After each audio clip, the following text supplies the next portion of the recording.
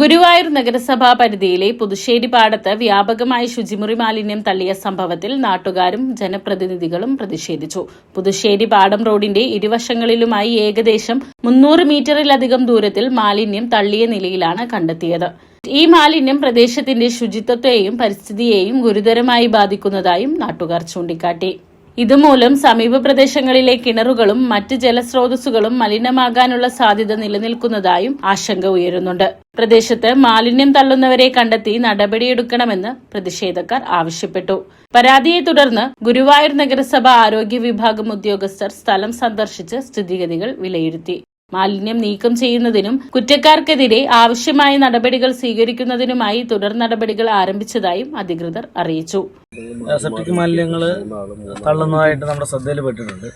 നമ്മുടെ രാത്രികാലങ്ങളിലാണ് പലപ്പോഴും ഇത്തരം പ്രവർത്തനങ്ങൾ നടക്കുന്നതെങ്കിലും ഹെൽത്ത് സ്കോഡിന് പല സമയത്ത് ഇതിനെ കണ്ടെത്തിയാൽ അവരെ ചേസ് ചെയ്ത് പിടിക്കാനോ നമുക്ക് പലപ്പോഴും സാധിക്കുന്നില്ല. എന്നിട്ടാൽ തന്നെ ഇപ്രാവശ്യം എന്തായാലും ഈ പ്രോജക്റ്റിൽ ഉൾപ്പെടുത്തിയിട്ട് നമുക്കിവിടെ ക്യാമറ വെക്കുന്നതിനും വാർഡ് തലത്തിലുള്ള ജാഗ്രതാ സമിതി കൂടി രൂപീകരിച്ച് അവരുടെ സഹായത്തോടുകൂടി ഇത്തരം നിയമലംഘനം നടത്തുന്നവരെ കണ്ടെത്തുന്നതിനും വേണ്ട നടപടി സ്വീകരിക്കുന്നതാണ്.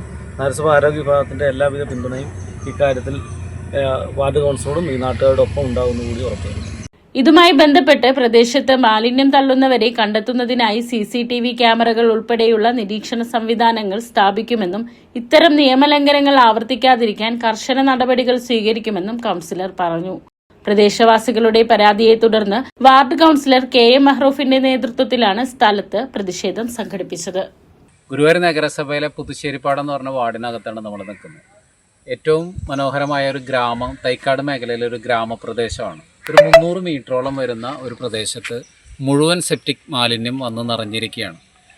രാത്രിയുടെ ഇരുട്ടിൻ്റെ മറവിൽ പല ആളുകളും ഇത് മിസ്യൂസ് ചെയ്യപ്പെട്ട് ഇവിടെ നിറച്ചു വെച്ചിരിക്കുന്ന സെപ്റ്റിക് ടാങ്ക് മാലിന്യം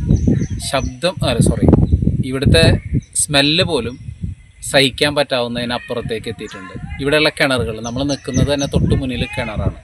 ഈ കിണറിലെ വെള്ളങ്ങൾ, ആളുകൾക്ക് ഇറങ്ങി പെരുമാറാനുള്ള സ്ഥലം, ഇതെല്ലാം മലിനമാക്കപ്പെട്ടിരിക്കുന്നു. അടിയന്തര നടപടി ഗുരുവായൂർ നഗരസഭയും പൊതുജനങ്ങളുടെ ഭാഗത്തുനിന്നും ഇത്തരം ആളുകളെ കണ്ടെത്തുന്നതിന് വേണ്ട കാര്യങ്ങളും നിർബന്ധമായിട്ടും നമ്മൾ ചെയ്യേണ്ട സമയമായിട്ടുണ്ട്.